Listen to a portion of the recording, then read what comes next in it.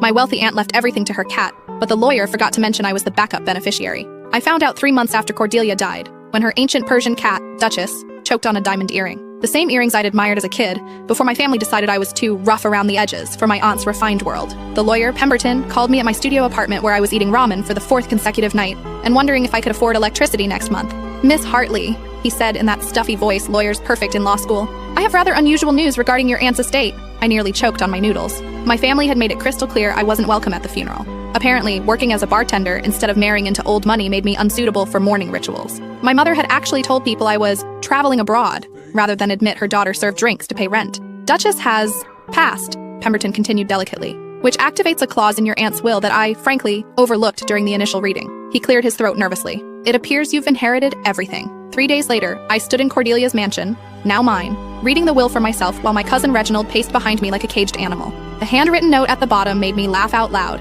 "If Duchess predeceases me or dies within 1 year of my death, everything goes to Theodora. She's the only family member who ever visited me without asking for money. Plus, she's the only one Duchess actually liked. The rest of you vultures can pound sand." I thought about all those Sunday afternoons I'd spent here as a teenager, listening to Cordelia's stories while my parents were busy networking at country club events. How she taught me to make proper tea, shown me her first edition book collection, and told me to never settle for less than I deserved. How she was the only adult who didn't lecture me about my potential or my attitude problem. The phone rang. My mother's shrill voice filled the marble foyer. "Theodora, we need to discuss the situation immediately. The family feels there's been some terrible mistake."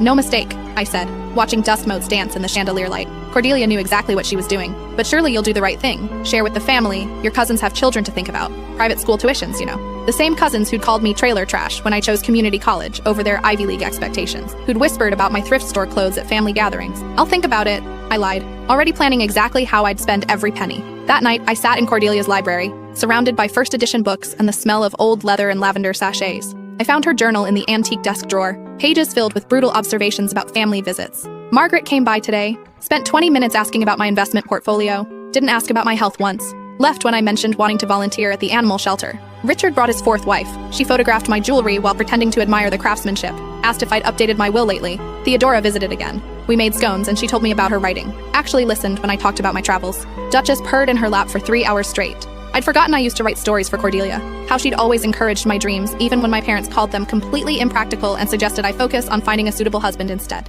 The next morning, I called my boss and quit my bartending job. Then I called the admissions office at the university and enrolled in their graduate writing program. My aunt's money could finally buy me something worthwhile, a master's degree in creative writing and the time to actually use it. 6 months later, my first short story was published in a prestigious literary magazine. The dedication read, "For Cordelia, who believed in me when nobody else would, and for Duchess, who had excellent timing. My family still won't speak to me. I sent them copies anyway." Please